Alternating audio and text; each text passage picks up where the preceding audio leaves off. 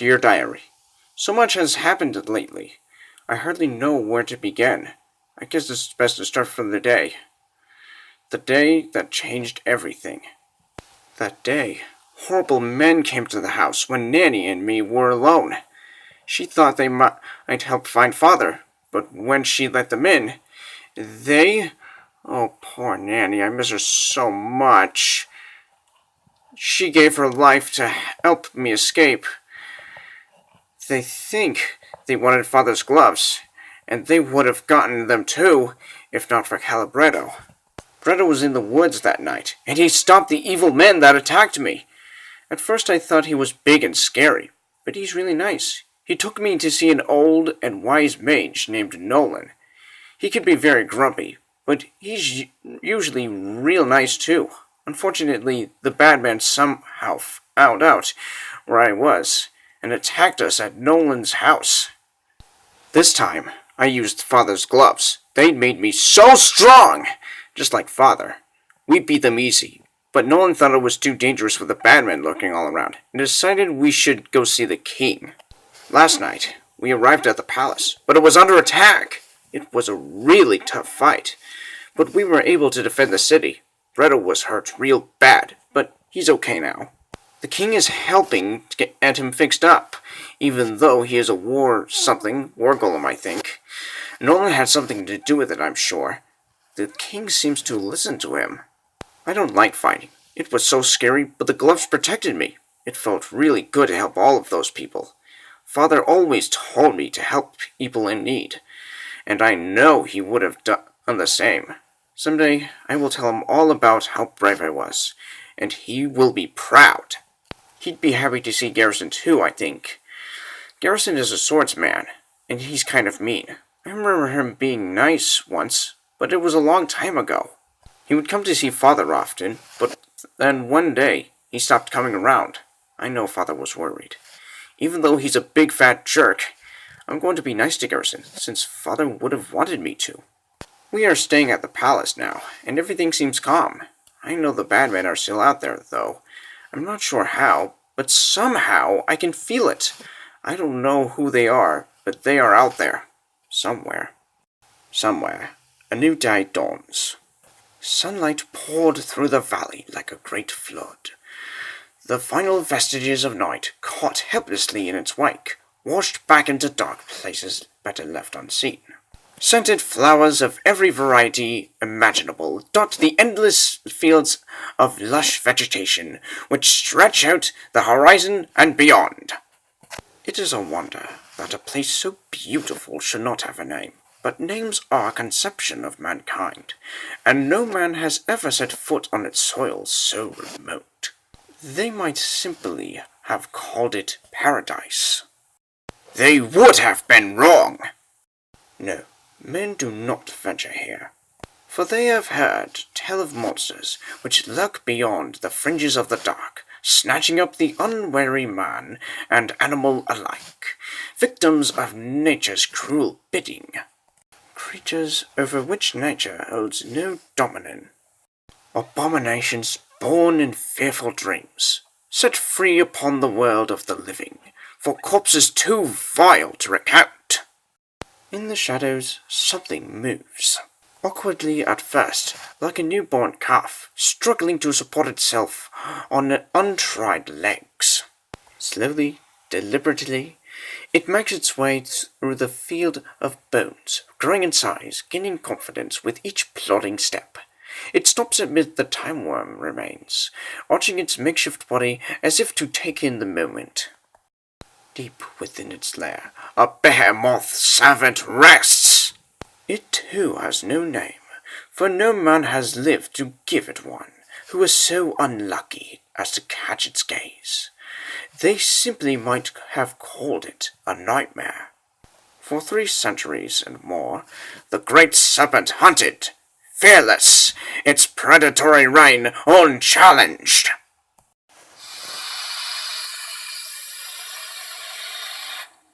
Until now.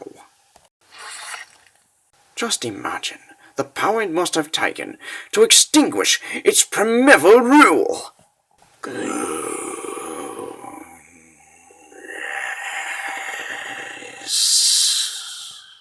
power in the hands of a man.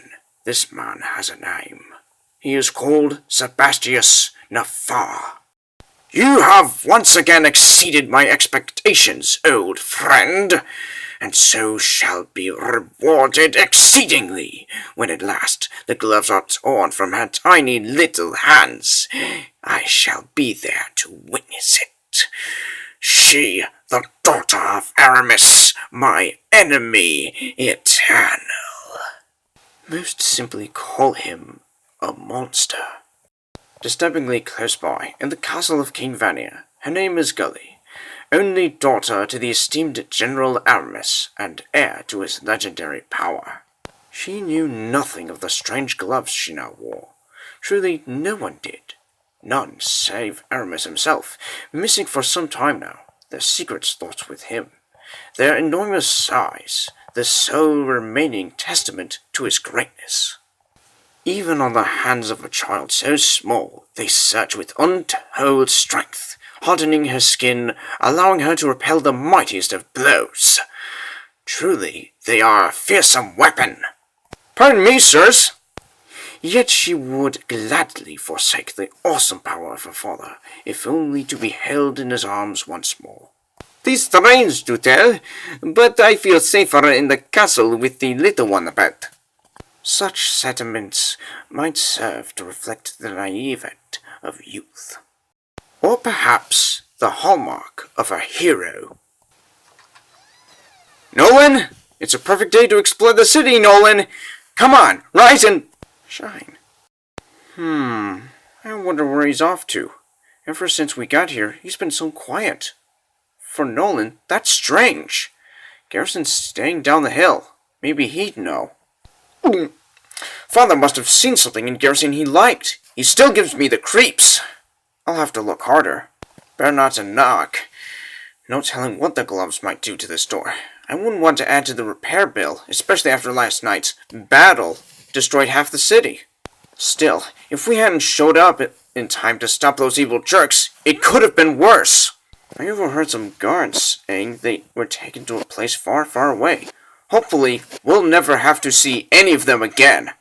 Except for the quiet lady. She was nice, I suppose, but under the control of that big red one with the horns. Here it goes. Hello? Garrison? Are you here?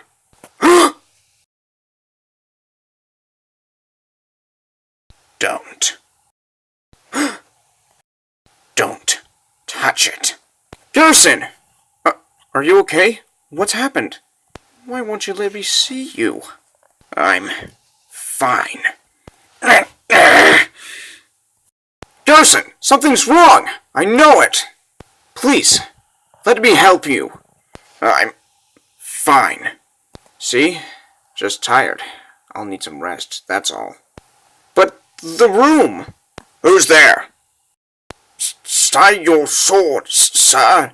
The King Santos. He wishes to see you. Pardon, miss, but His Majesty asked only for Garrison. Be a good girl and stay out of trouble, eh?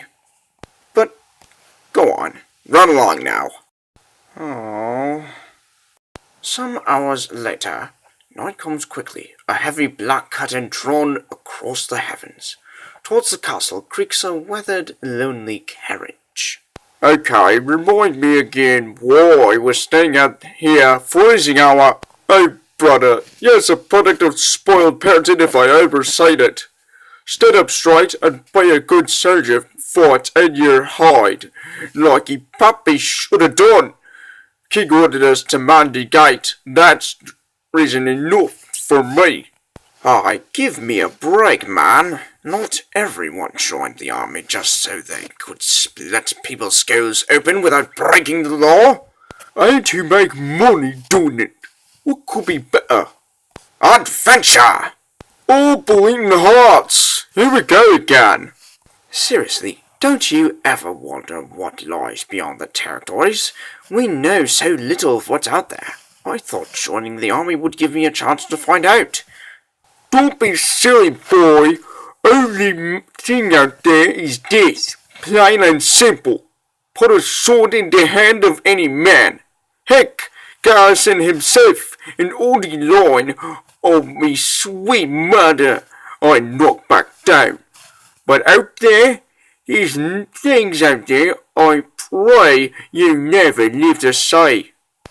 How comforting. Look there, we got company. Hold! Due to recent events and by order of the king, the city gates are to remain locked until morning. Turn your cabbages around, we can't let you enter. Hey, didn't you hear, man? Turn it around.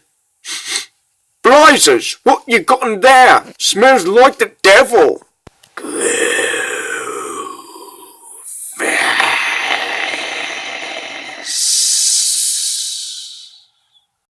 Bloody heck!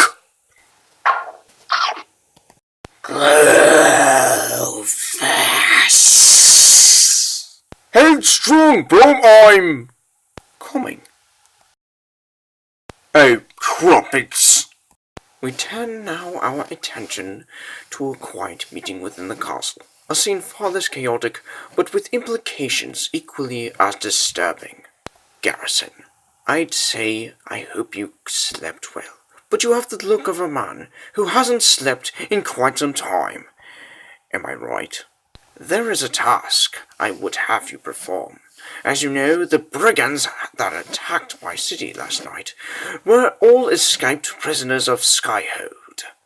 It appears that in an attempt to rescue another prisoner, a group of landwalkers, as they like to refer to us in Isobar, entered into restricted space, breached Skyhold's defenses, and created an explosion which nearly sent the entire prison colony falling back to Earth. What a tragedy that would have been. Here's the situation then. Isobar is considering the attack a violation of our peace treaty, and thus an act of war. That is, unless we can apprehend the ones responsible, and turn them over to Isobarian government as a sign of our continued alliance. I want you to bring them in. It doesn't concern me. Perhaps you should take a look at this. New evidence left behind in the explosion. It helps shed some light on who the guilty party might be. I expect you'll find it concerns you a great deal. Familiar, isn't it? A lock of hair red as blood. I know of only one person whom that can belong to, and you know her better still. Monica, you have 3 days left. Forget it. I was afraid you might decline. Therefore, I have taken the liberty of having the maestro prepare a team of his best men to deal with this matter. You were his best ones. I don't have to tell you then. They will use any means necessary to bring her in. Should she resist, well, I leave that to your imagination. Nearby, in the palace smithy, we find the king's many Twiddlekin architects and engineers engaged in a task most unusual, namely, the restoration of a war golem. Of course, there are those willing to help.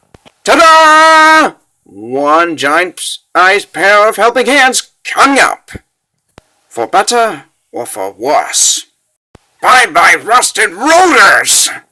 Now you put that down at once. Have you even the faintest silver of an idea how valuable these parts are?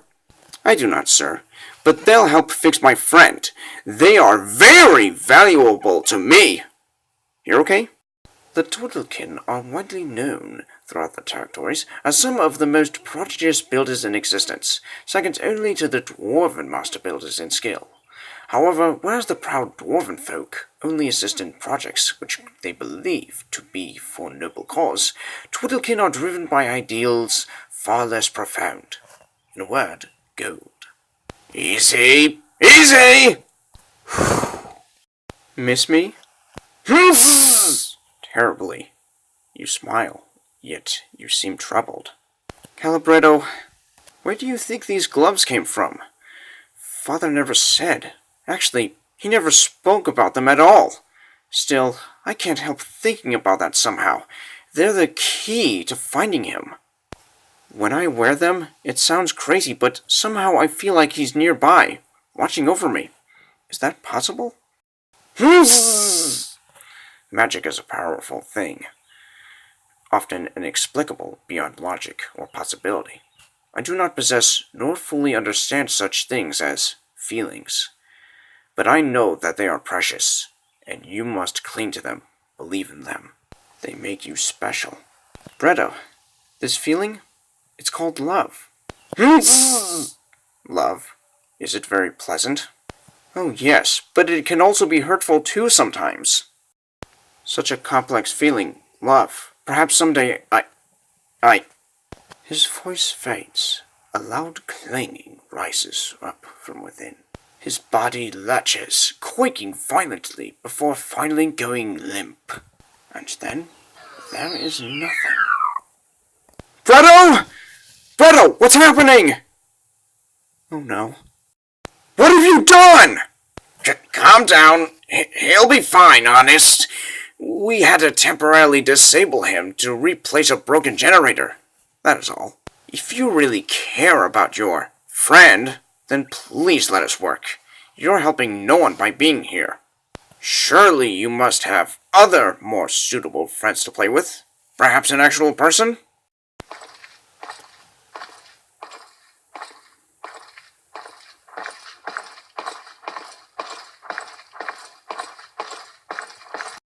Time passes. We find Gully in the royal garden, where she has spent the last hours lost in thought. Perfect!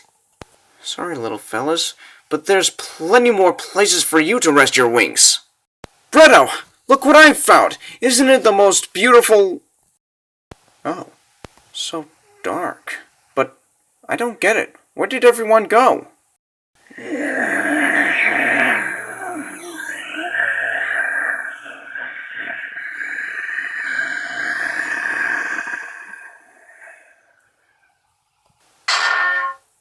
The impact is enough to shatter a person. The gloves give her strength. Protect her from harm. But the blows...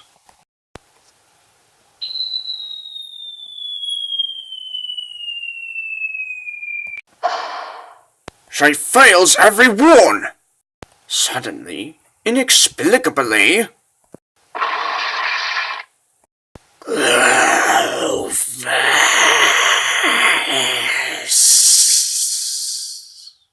Let her go!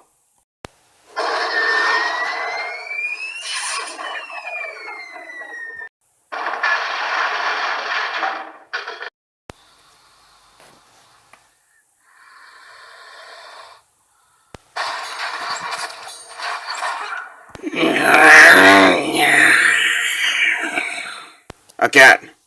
Again! Prepare to fire! But then... Give the order to retreat. Retreat? But, Garrison, it's obvious. We've won! Give the order now! Time stands still. The image forever burned into their minds. There escapes not a single word from their lips. Indeed, there are no words to describe what now lies before them.